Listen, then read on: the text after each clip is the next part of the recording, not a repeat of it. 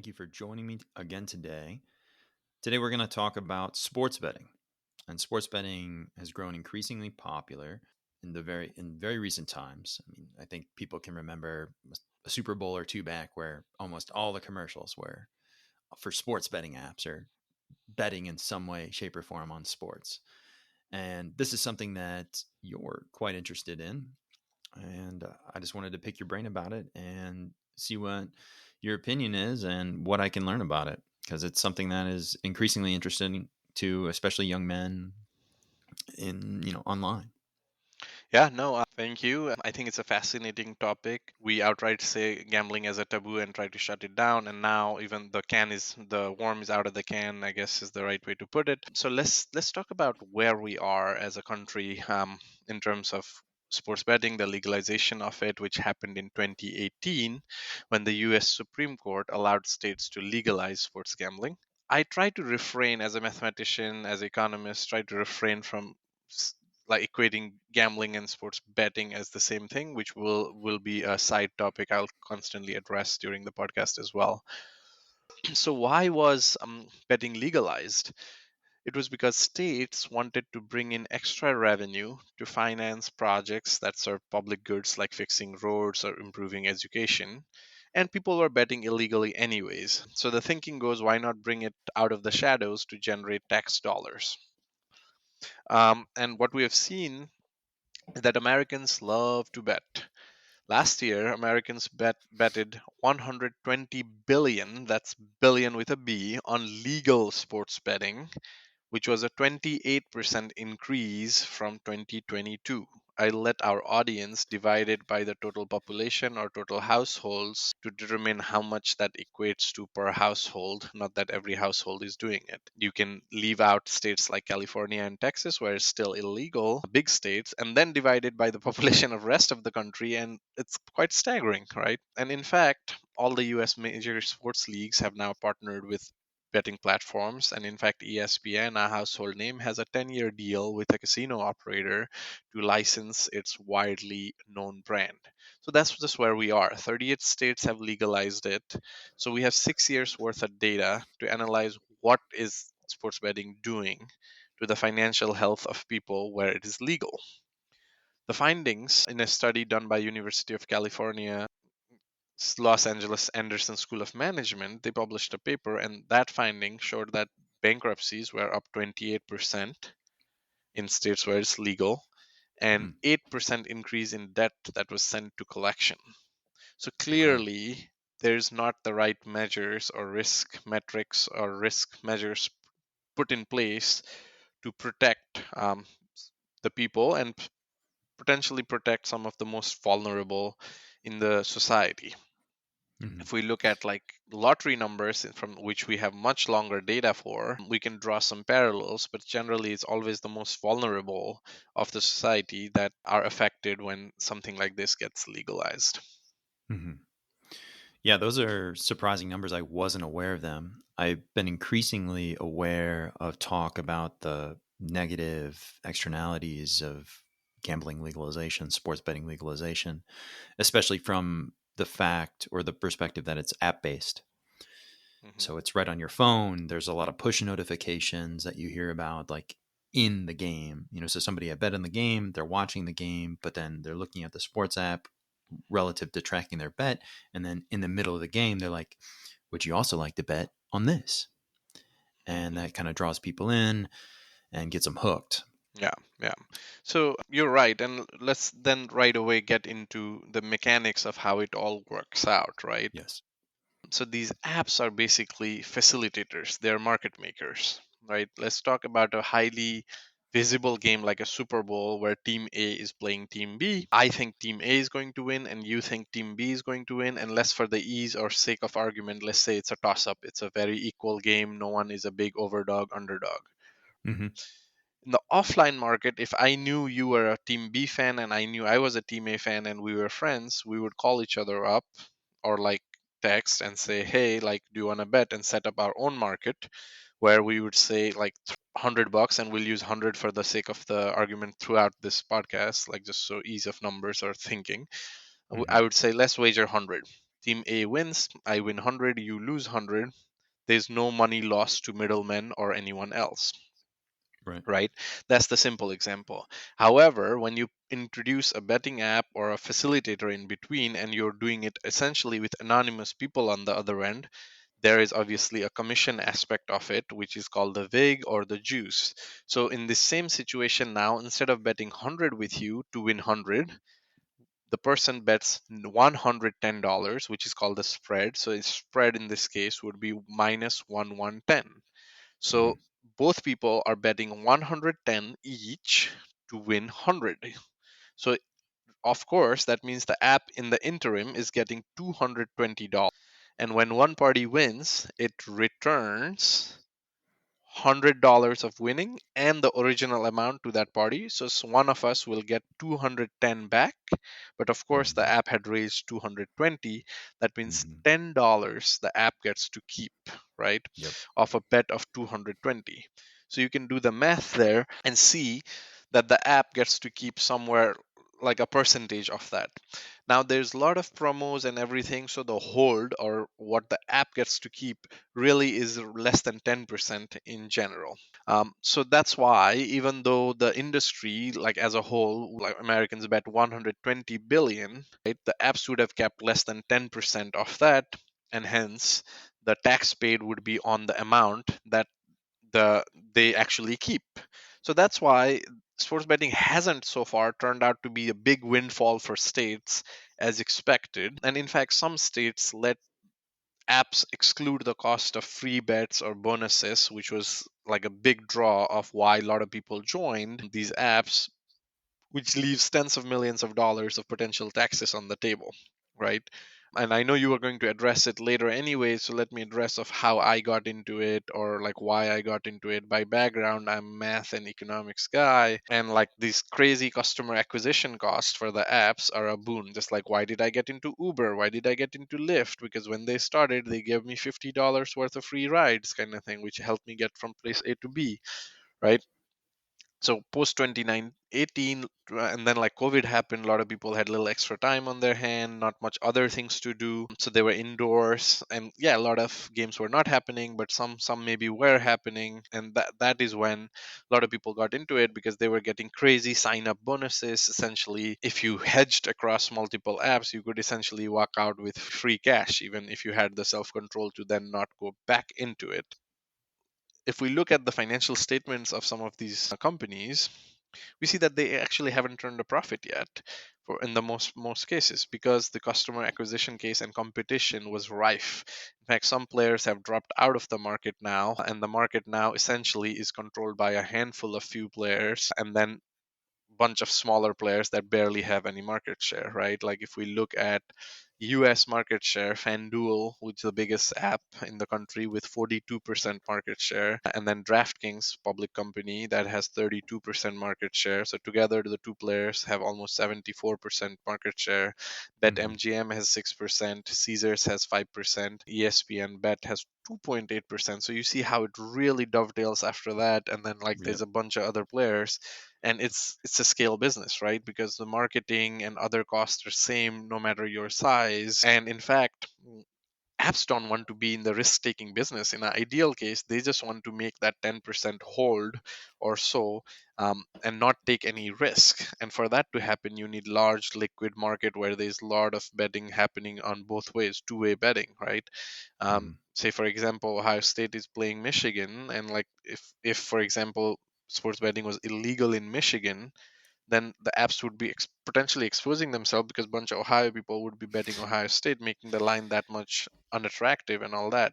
So there's a Right. lot of dynamics here, right? Which we'll, I'm sure, get into.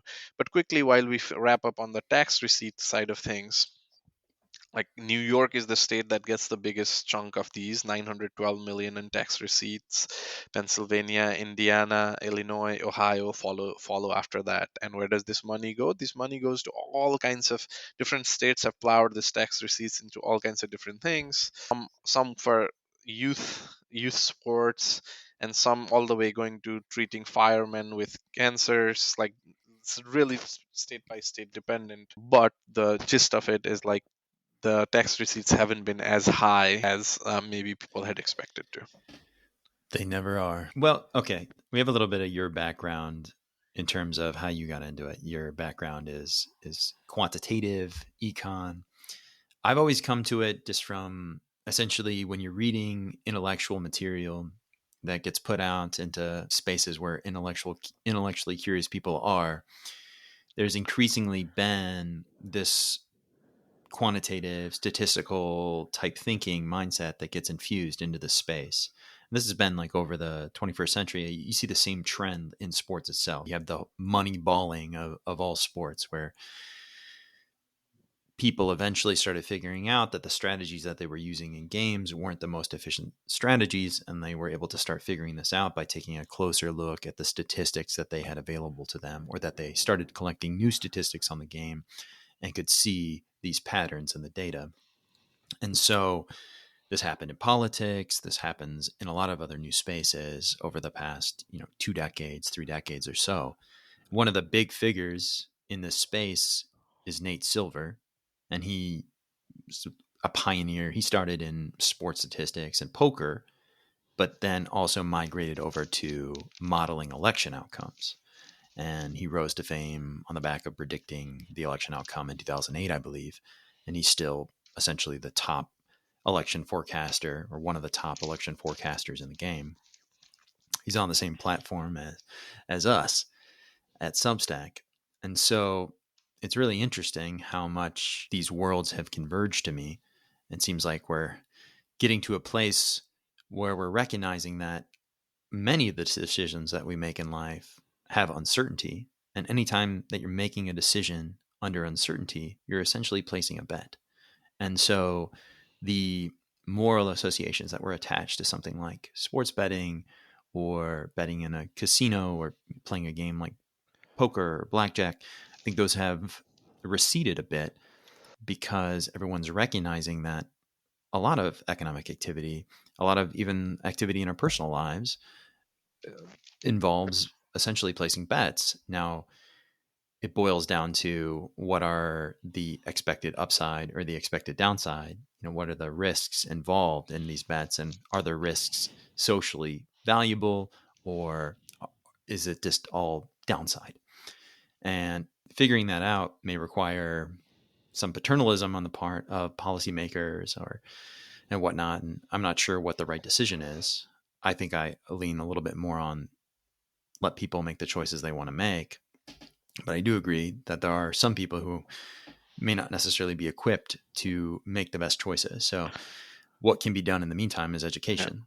And so Yeah. how did you teach yourself about the pros and cons and the strategy behind gambling? Yeah, yeah, and we should also recognize that like bulk of people who do this do not have mathematics background, are really a fan or a fanatic, no pun intended in that sense.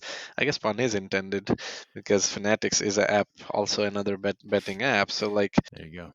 if first off, I think, yeah, before we go into the nitty gritty of how I do things, let's address some of the negative issues associated with it, right? Because we can't tackle the beast without knowing, like, understanding it. And the beast is out there now, and maybe it's not a beast, maybe it's a beauty and a beast. We do not know, right?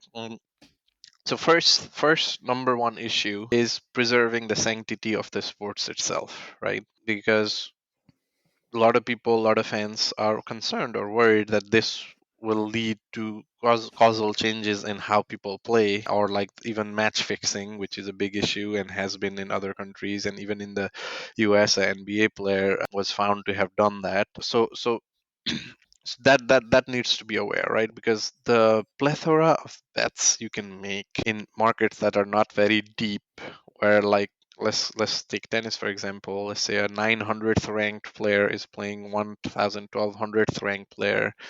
In theory, and there are measures we'll get into, in theory, you as the bettor could make more than the player might make by winning the game. And so that's a risk, right? And don't get me wrong, there's lots of protection and work that is being put in the background. In fact, after the Supreme Court ruling, FBI created a division to investigate corruption in sports, right? Mm-hmm. Around the world, match fixing has been detected in soccer, tennis, even handball, right? Mm-hmm. Experts like say that rigged games are more likely in sports that don't draw so much attention. I Right. read about this. This is an interesting article in Bloomberg that I read about how there was a fake Indian cricket league set up so that people in Russia could bet on it. It's a elaborate scheme. It's so rudimentary at times. For those who are interested, we can put the Bloomberg story link in our show notes. But on Mm-hmm. a high level, what happened is that they would put a fixed camera. They had recruited some local farmers, like, and then in a grainy video stream basically created the mirage of this game that is being played in Gujarat in India, middle of no, like middle of some field where lights, everything was set up to give an impression that it's a legit league, and you could bet on that on an app. So based on the volume of where the apps were, they would on live setting, because the camera was fixed in one screen to the umpire, which is the referee in cricket, and with a walkie-talkie he would be given signal to do what to be told what to do, and the players were like just poor farmers who were just happy to be playing and getting paid somewhat. It's crazy story. Anyone who wants has time, I highly recommend this article. In a way funny, but like can show to the limits of where, like, how crazy things can get, right? And then we saw even in the US, forget the name of the player, it's also out there. He was given a life ban by the NBA. He was a French player who basically told his friends that he was going to get himself out of the game because he had had an eye surgery or something and was returning back to the game, but then was going to take himself off. So people bet unders. Now, maybe the cheats are not as sophisticated. In fact, in a nascent industry, they got caught very easily because obviously on the back end, there's all kinds of mechanisms to see as prop betting, which is betting on individual players, has gotten popular. There's all kinds of measures set up on the back to show like when unusual activity happens, right? When you place a bet on a fringe player and the volume of that bet is unusually large, that draws suspicion. And then when that matches with the result and happens for a second time in a row or something, it's very like not that difficult to pinpoint what is happening. So there's all kinds of sophisticated math or surveillance on the back end happening to try to prevent the sanctity of the sport. So that's one negative we need to be aware of, because at the end of the day, like as much as like I might enjoy doing this in my free time, and just for the disclaimer, I'm not a big volume bettor. I do it as an intellectual exercise for fun, and I separate my bets into two categories. I'm doing this for fun because I'm watching it with family. I typically wouldn't care about this game, but now that I have $10 in it, like maybe I'll care a little bit more. Or maybe it's a blowout game, but that's what we have decided to do as a family, is to watch this game on XYZ day, get together, eat food, like watch this. It's a blowout, but I still want to be vested till the end, so I might do a prop betting just to keep me interested. These are lower ticket items for me, where like as let alone the part of my income. I have a radical idea to propose here in a bit on how to do risk controls. I'll get to that right after this. So that's why how I differentiate between when I'm doing it for fun. It's money that I actually like do not care. It's much lower volume, like lower amount, and definitely lower volume. And I'm literally doing it for pure fun. And I know as a mathematician, like if I do it enough, I'm basically losing that 10% to the apps in the long term, like over time. But that's the cost of fun. I'm okay with that. The second type of bet is where I have like domain expertise in like some sports. I like to think my domain expertise lies in tennis, cricket, and soccer, and that's pretty much it. So like I don't want to spread myself too thin. These are sports I play, I watch, I know how they work, I know the rules, the nuances, and then like whenever I see a mispricing for whatever reason, and like sometimes early on there could be mispricing, like I said in the OSU Michigan game. Let's say I lived in Ohio where betting was legal, and Michigan where let's say it wasn't. Again, this is the example. And I knew all the Ohio State fans were betting on Ohio, and I would never do that. So don't blame me. My family is big OSU fans. So like, because if the lines are too ridiculous, I might just take Michigan, while the lines are too attractive on a toss-up game because of this explanation I can give, like why Michigan is being mispriced. And later in the game, I might hedge it when the games flip or something happens so that the lines are equal to try to make a risk free gain. So those are bets where I say I have some kind of edge, like domain knowledge edge or economic explanation of what is happening, or a volatility reaping strategy where like I know the game is going to go back and forth, or I have a high conviction, let's say. You never know Hmm. anything in these things, that the game is going to go back and forth, and I can make money no matter the outcome by hedging my risk. So those are approaches we can go into later.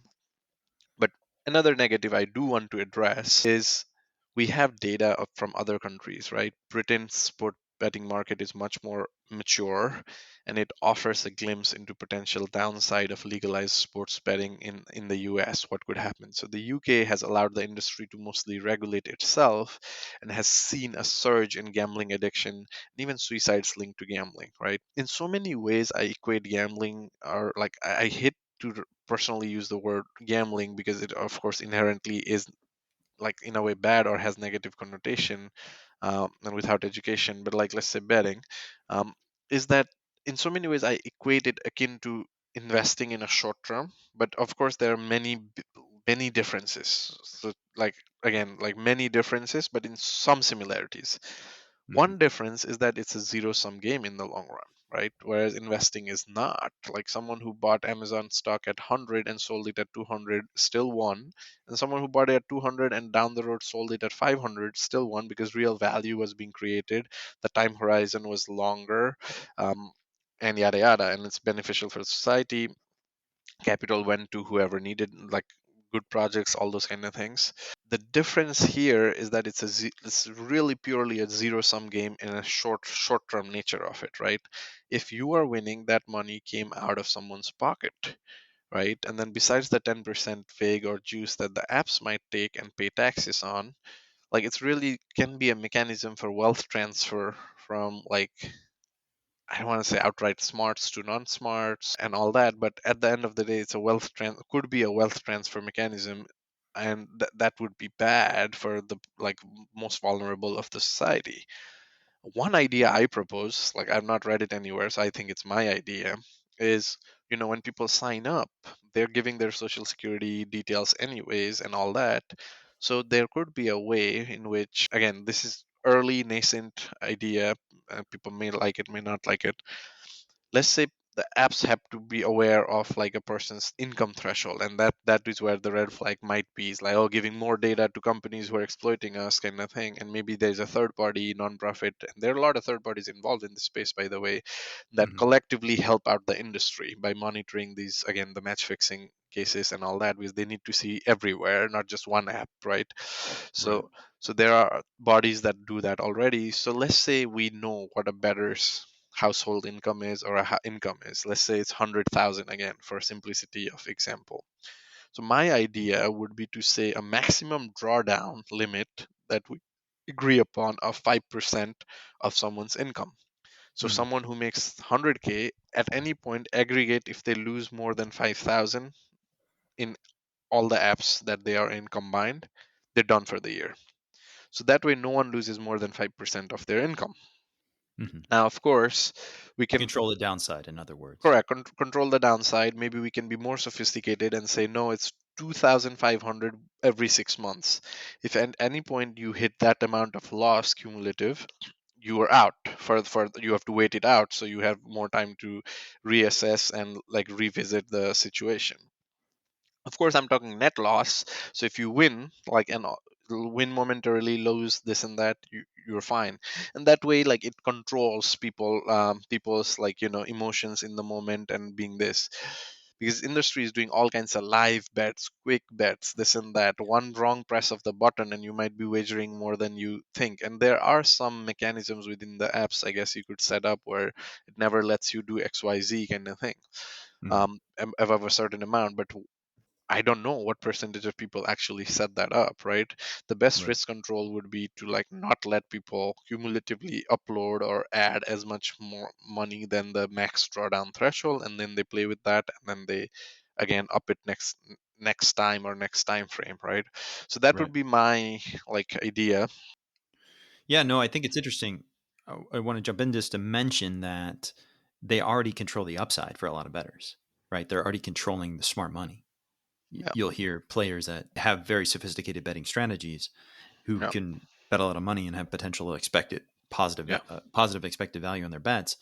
yeah. The apps don't let them do it, right? So if they're already doing it on the upside, why not also do it to some extent on the downside to protect consumers? Yeah, that's very fair, and like that's maybe that's what they do is like their profits, because we talked about the ideal situation toss up example that we gave in an equal game where the apps control 10%, but now think about the amount of things you can bet on, right? So no Right, matter, right. the Everything. markets are not going to be liquid for everything, meaning there's not going to be someone taking the other side for every single thing, Right, right? So the right. apps then inherently expose themselves. So there's like I equate it to like back in the olden days, banks used to have this called prop desk or proprietary desk where they could risk some capital. So Mhm. there are probably some risk thresholds where apps will limit if you have the amount you can do on a certain thing, because there's no one on the other end taking that bet, so they Right. are exposed, right? Yep. They're exposed, they don't want that, they limit that over time through law of large numbers and other mathematical techniques. They figure out who's a sharp better and limit how much they can place in terms of the amount that they can put on each individual thing, Right. each individual line item. So if they do that to the upside, like it's only fair that they do. Regardless, it's the downside protection should be there. There's education programs and all that, but we're kind of losing out if all the tax dollars then the states have to spend on education dollars and everything. So it'd be just like a rule based outright metric where like people don't go beyond their means and lead to ruins would be the good way. Again, like this is just my thought, personal thought. I am not an expert in this, but that's how I would like to opine here. Yeah, I think these are all good points. My curiosity concerns how much are the business models in these on these betting platforms dependent on individuals who have gambling problems, right? Like who are the whales? Like when you hear talk about the betting industry, the house is always they want whales, people who basically make silly large bets and consistently do so and are Hmm. hooked on doing that. And I just wonder, how much of their business model depends on people who are essentially habitually stuck on using their product to whatever consequence they may face. This reminds me a little bit potentially of like drugs and alcohol, right? Like I think a lot of the alcohol industry is dependent on people who are essentially alcoholics. And is this the same in sports betting? And is Well, that in an is ideal that case, let's tolerable? let's let's hope not. And if it Yeah. is, we need more investigation and research, and that's why we bring this topic up, right? Like we're not because like I'll like tell you personally, I've ended every year I've done it with positive money, and hence I've been limited in every single app I Yeah. use, where I can't do more than a Yeah. certain amount. This not to say I win every bet, just to be clear to people. The edge you have is what you like. If I'm betting $1,000, like cumulatively, like that's my play money, and my edge or like information advantage is 10%. I am expected to make 10% of that amount over time, is how I think about it. There is ups and downs, and we can get into the actual strategies if as much as time allows. But yes, like the key takeaway before we get into the nitty gritty is that people need to be protected. It's a new tool, and like there needs to be risk measures and protection put, and like the industry should not profit from, industry should be allowed to profit from just the 10% that we talked about. Make markets, make take your profit as a market maker, and in return for that you're creating hopefully some joy. How about we talk some positives? One thing that the media industry is seeing is unprecedented level of cord cutting, which is reducing of cable, right? Sports costs in fact have only gone up, right? The media industry makes money from eyeballs, like your attention, my attention, and hopefully like we purchase the product with it. So ads is CPMs, like cost per milli or cost per thousand impressions. For every thousand eyeballs make a certain amount. Sports has the highest CPM of the industry. So for every thousand eyeballs that attention, they might command as much as $75. Okay.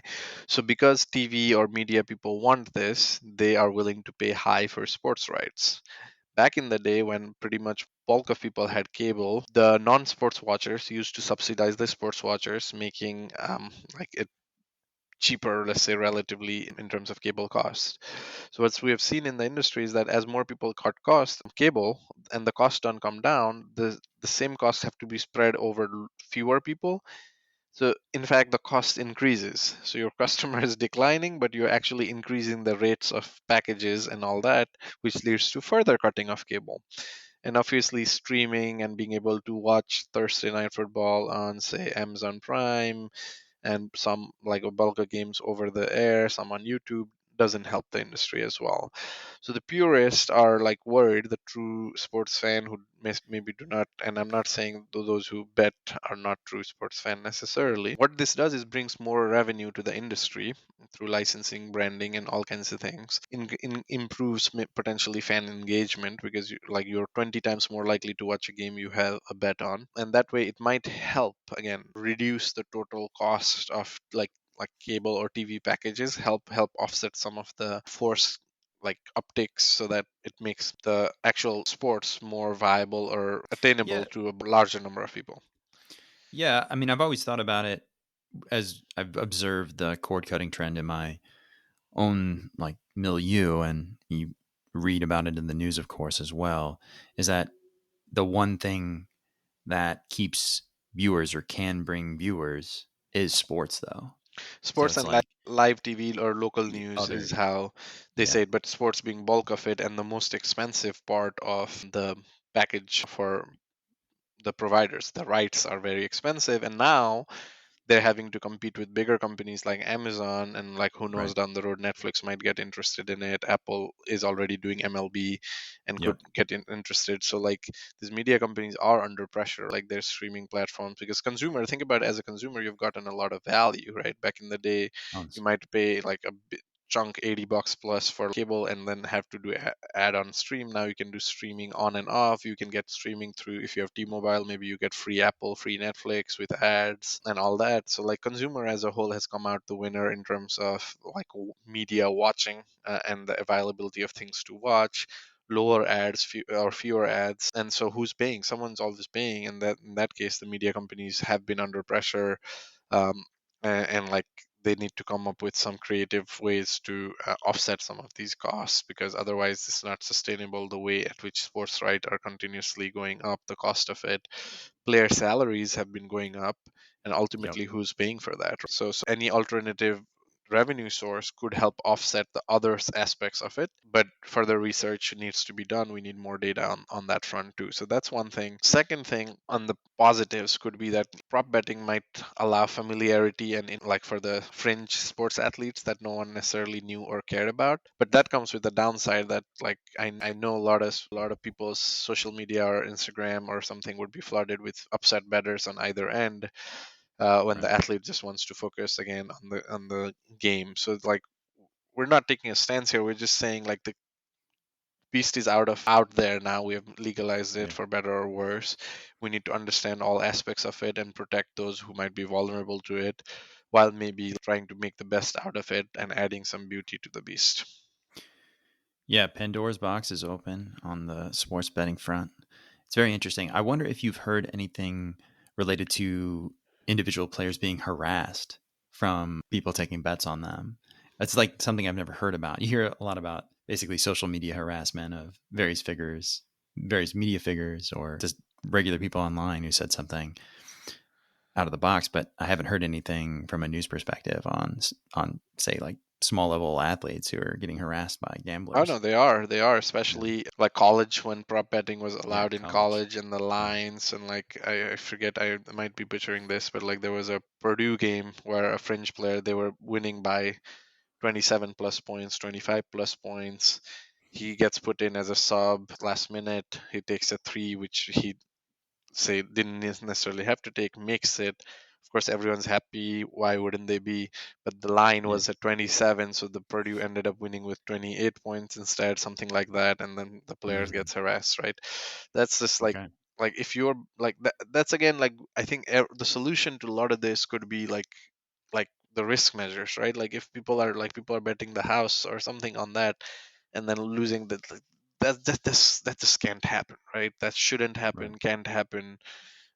I won't go as far as saying it should be illegal, because again, there's all kinds of freedom of um, speech related things maybe here. But Mhm. like harassing someone who's doing their job, like who's like can like you can't do that. Imagine if someone else came to your work and did something like that, right? Right. So there, I'm sure the industry will evolve as we go, and like education efforts and like protections measures for all parties involved will be there, but it can't come fast enough on that front. Do you want to actually talk into some of like our like or my tips on how people who do have decided to do it, which clearly is a lot of people, because 180 20 plus billion of betting on a year is no chump change. So we can get into maybe like some things that some ways people should think or bucket their bets. Yeah, talk in a general way about your strategies for making smart bets. We haven't talked about it, but there's this theory. There's a lot of obviously theory around the space. There's probability theory, of course, and Yeah, inside of probability theory, there's this concept called expected value. And the correct. smart bettor should be only making bets that have a positive expected value. And this doesn't mean that you'll always win the bet, but you're making a smart bet if you've calculated things out so that you are Over on the the long run, side. you're going to capture that positive expected return, Yes. and you shouldn't fall into all kinds of behavioral biases, including one is called resulting, where if this positive expected value bet that you're talking about does not pan out or like does not materialize, doesn't mean the bet itself was wrong choice. You Yes. did the right play. Like these concepts are in any Duke's, I believe, any Duke poker book also. So first off, people who do it right, come up with a budget, come up with a strict budget. When you're sane, r- write it down of why it was. Again, my rule of thumb: use an amount that you're comfortable losing over a certain period of time. Let's say that's 500 for some, 1,000 for some, 5% of income for some. Again, that's for you to decide. Maybe talk with someone who can also help you with it. Decide among friends like what it should be or what not. Make it in a way the competition of who goes bust first, or however you want to do it, so that you are never, no matter what, you're gonna not put in new money, right? In fact, like if possible, and that's what I do, right? I've always been playing with house money since I took advantage of the promos and all and got to some money. I took out my principal. Anything I do, I will never have like, and like my wife is an auditor on this, by the way. Like she can It's attest, good so to I'm have not that like, them yeah. in on that. So that way, like there's a risk. That's my risk control, right? Our CFO, my wife, will be looking into it, because at the end the money is being pulled from some accounts, and we like so I have to be accountable on that front. So that way, like no matter what, I'm never losing a hard on earned dollar on this. Again, like I said, I do it mostly for the pursuit of fun and academic exercise. No matter how much I win, it will not be life changing, and no matter and accordingly, no matter how much I lose, it shouldn't be life altering. And that's the belief I think everyone should who does it should do it. You're not going to be rich doing this unless you are like a PhD or like a maths genius or like a sports genius or something, which we all think. And again, read books like Fooled by Randomness, and I know Stetson, you probably have a bunch of recommendations you'll put in the show notes, like where we humans, like inherently we have two biases. One is we attribute our successes to our skill, and we attribute our failure to bad luck. If had this player caught this, blah blah blah, I would have won. And then there's like this bias, like if you do this and you share with friends and you're in social networks, I bet you're receiving, no pun intended in this case, I bet you're receiving more winning tickets or winning plays from your friend on like post, right? So like one thing I've told my friend groups, like who I like share with or who we have fun with, this is like, guys, never send me just winning tickets. If you have high conviction or this, send it before the game, so that we can all like be in it, or like we can all help you with, oh no, I disagree, agree. It's kind of like should be a topic of debate or this. Don't send me after you win, because you're not sending me the losers.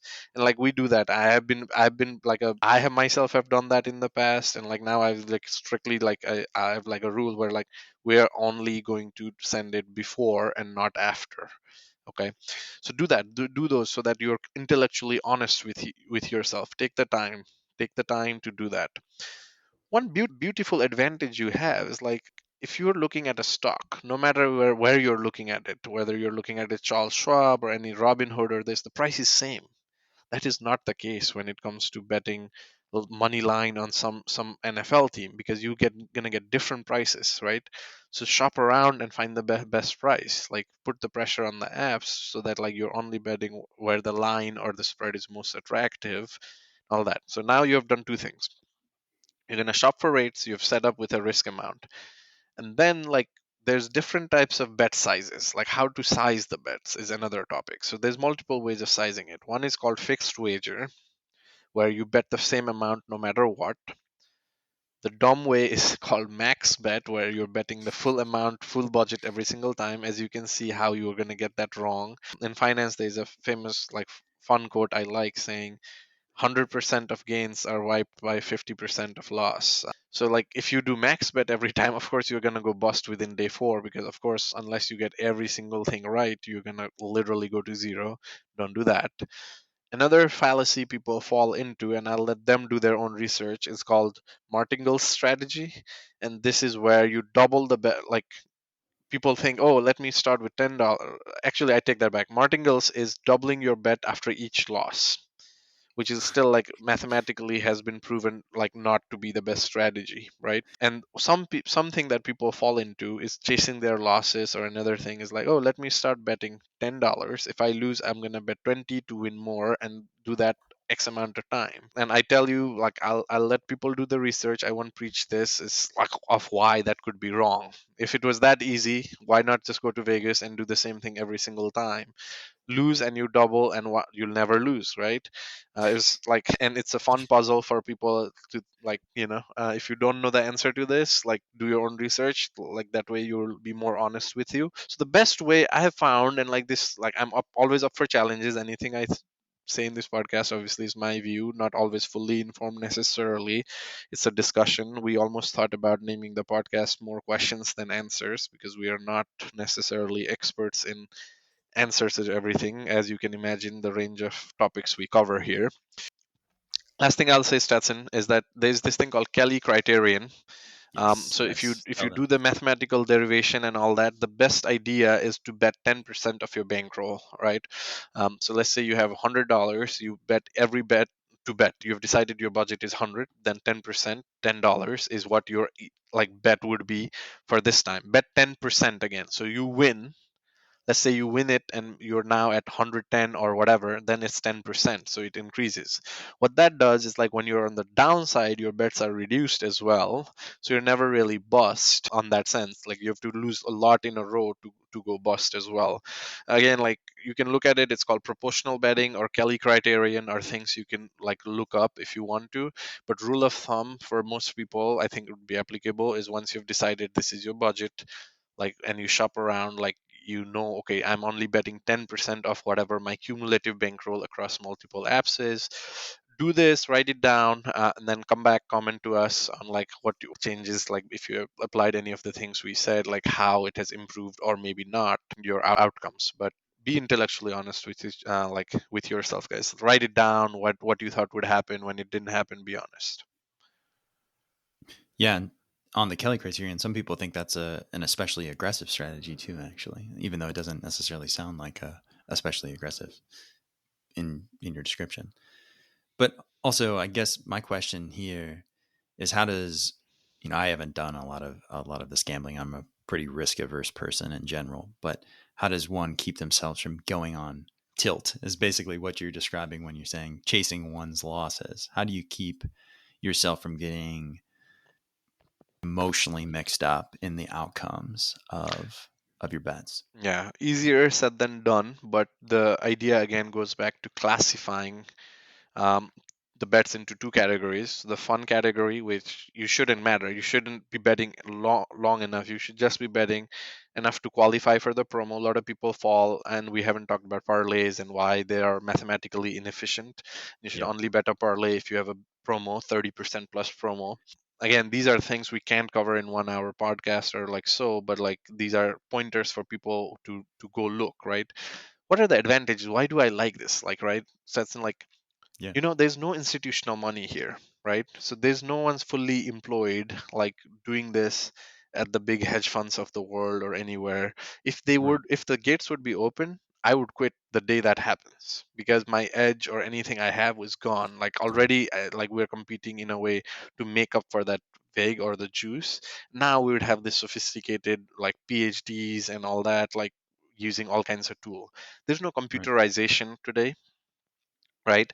And there's mispricing, like because of competition and all the promos that are still there, not as abundant as they used to be a few years back, but there still are promos and like benefits that you can take advantage of potentially. Right. So those are the reasons to say, like, do it as an academic exercise, right? Like, just like you read, like same thing if you do any stock investing or anything, my advice high level is like, unless you're an expert or you're pouring more time than someone, like you should know that someone else is, they have the advantage on it. And so like maybe indexing and this is the bulk of the route to go for most people, right? So categorize your bets, number one, right? So that like you're only betting where you have information edge, when you're betting like something like a little more tangible, or you're not doing it for fun. So that way you're not on your fun side. You should never go on tilt, because that was for fun anyways. And on the other end, same thing, starts with like the how much you can afford to lose, right? If you never upload or never load as much money that you wouldn't like would keep you up at night, or like would actually bother you, that way you prevent going on tilt, because loading still takes time. It gives you a pause, right? Like it gives you a pause. You've lost, let's say your budget was 1,000 for the whole year, you just lost $250 for stuff. If we followed our 10% logic, you would never be doing 250 again. That's another control. So please follow what we what we said. If you don't want to go to tilt, is that you're only betting 10% of your bankroll in any bet, any given situation. So you have 90% of your bankroll still left, by the way. So okay, you had 1,000, you lost 10% based on our method, you lost 100. But that was bet you thought you had an edge on. Ideally, like you said, you had a positive expected value on, so you know there will be next opportunity, and that opportunity is not right now, because you didn't identify the bet previously before an outcome has materialized. Again, easier said than to done. That's why for people who are pouring time into this, I would like say like a one-page cheat sheet, a reminder. It, trust me, makes a difference when you write it, so that you're not just going and immediately trying to make it up or anything like that. That's just the most horrible thing you could do to yourself, and then dig the hole even deeper and all that. So yeah, if you did 10% and then you're like, okay, I had an edge. I thought I had an edge. Something bad happened. An injury happened. This happened. That happened. And justify it in your own way, but almost make a rule like, if I lose something, I'm not going to do it within the next 2 hours unless it was a pre-identified bet that I thought was mispriced, right?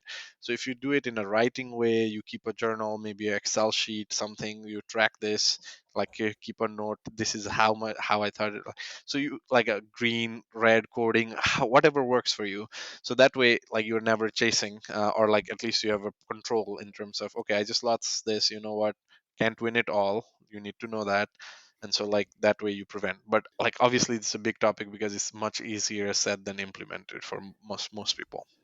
For sure. The way I'm thinking about it here is like, say you go to the grocery store and you're trying to eat healthy.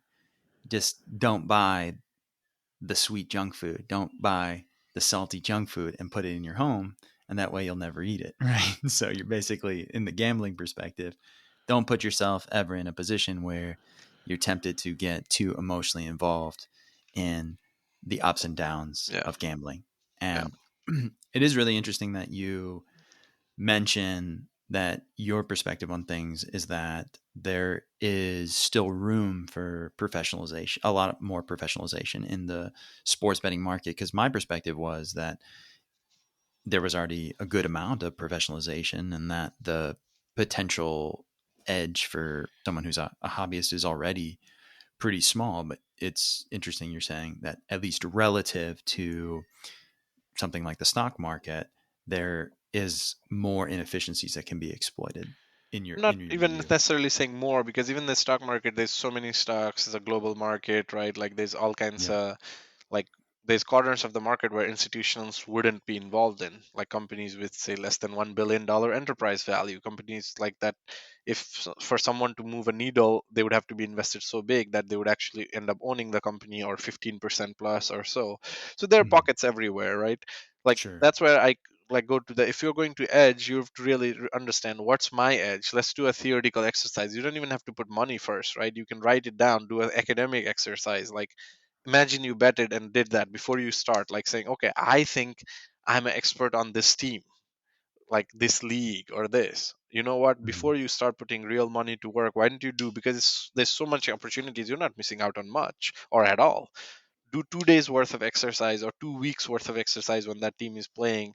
Make 10 theoretical paper bets on your paper, no real money being deployed, and see how much you got right. So you have immediate way of proving to yourself whether you have an edge or not. So like I challenge our listeners to do that. Like whatever you think, clearly if you're listening this deep into this episode, you are a sports better at this point, I'm gonna guess, or you're at least intrigued about it. So then like whatever you think is your domain expertise, and if you don't have domain expertise, don't do it. Don't do it, because someone else who is a domain expert is doing it on the other end. Then there's the 10% you have to pay the app. So even being 51% right is not going to end you up with money. You have to be 60% right or so. Again, these are imprecise numbers throughout. We're like not trying to be precise here. We're trying to give thematic ideas for people to do their own research. So then like if you do that exercise and you're like consistently week after week, like you're like, okay, I get 60% plus right, then you're like, okay, you know what, I might have something here. Then you start putting this 10% strategies into work to see if you have an edge, because the ads are horrible. These ads are parlays are not efficient mathematically. I was going to do a Right. different word choice, but they're not And efficient. explain that to somebody like when you're Parlays is combining three or more outcomes together right. in one ticket, so you have to get it Yes. all right for it to Yes. hit. And What what happens the when you multiply probabilities? Exactly, They get smaller, right? exactly. The multiplication of probabilities just gets smaller and smaller, and that's the reason why this is an inefficient outcome, because it's just like the pricing of it and everything wise, it's just inefficient. The lure of it for people is to win big, risk little, but if you do the math of how often you have to, like how many the accuracy you have to hit, it's just like mathematically just the wrong choice. The best Yeah. choice, if you're doing having fun, have money line, you pay the 10%. Sometimes you're right, sometimes you're wrong. Over time you'll probably lose money if you do it without domain expertise, but you'll have fun along the way, and like that should come out of your fun budget again, not the edge budget. And like Polka people don't have edge. Like that's why it's called an edge. Polka people don't have edge. If you don't have edge, you should be a casual fun bettor who are taking advantage of the promos here and there, never betting more than like the promo amount needed to qualify, never taking spreads this, and like there's all kinds of hooks in all over social media and everywhere where people are trying to make money, trying to like give bets out. No, like you don't know that unless someone is doing that pre-game and has been tested and tried, and you find someone. Don't fall into someone advertising post a game, and even then not one off. So you have to like just, it's very simple to do. You don't need more than high school math to be able to do some of these things that we're talking about, where you're just like betting paper bets and then testing out to see if you have an edge on the league or a game or a team. And if you don't do it. Totally. I would agree. I think to wrap us up here, the theme that we've been getting to generally is that if you sit down to bet and you look around the table and you can't see who the sucker is, then it's you, right? That's what they That's say in essentially poker, and here that's the essentially, like paraphrase. while there might be no one across the table, but obviously Yes. that's where the paper exercise comes into play, right? Like Yep. if you're not getting more than 55-60% of things right, and even then on like like weighted outcomes, so you have to weight it by probability. You can bet negative 300 spread bets which have high likelihood to pan out anyways, and then say, oh, I have 60% accuracy, and hence you do these paper bets to see how much you would have won, how much you won or lost. And then if you do it for 2 weeks in a row and you made money both those weeks or so, the longer the sample size, the better, obviously, the time horizon. Then you're like, okay, yeah, I know. So like the theme for me is like, look, it's a nascent industry. It's okay to be curious about it. If you can control some behavioral biases, there's still money on the table through the promos. Five get 200 for some of these apps. Mhm. But then it's about the discipline of saying, okay, you know what, I'm just going to play with this 200, and if that ever goes bust, you know what, no harm done, I had my fun, move on, right? Then there's 5 of these apps. So really, you have $1,000 free around lying around to take advantage of. Is the apps are betting on, again, like no pun intended, that you will get hooked by the time you cycle through this thousand, so you become a Yep. long-term customer.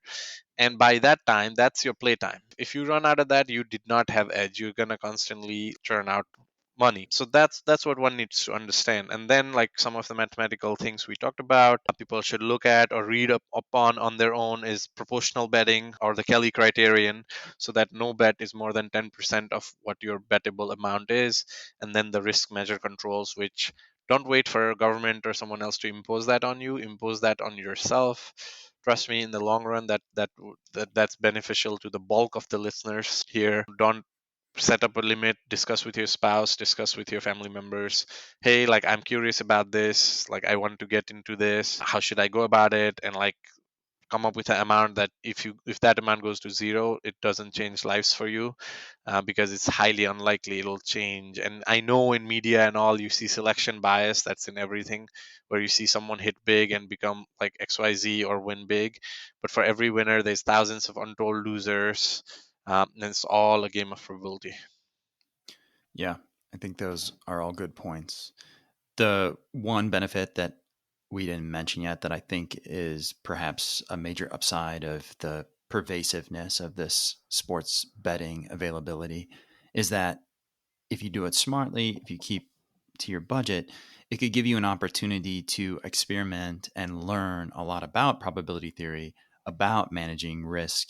And those are potentially skills, heuristics that you could take and apply to other things in your life because there's a high likelihood there are times where there are life decisions that are facing you in everyday life and that we may be not being risky enough in some of those decisions. There may be high upside to some risky bets, like say, like starting a particular business or something for someone in some situation that is not being exploited because we've been too risk averse.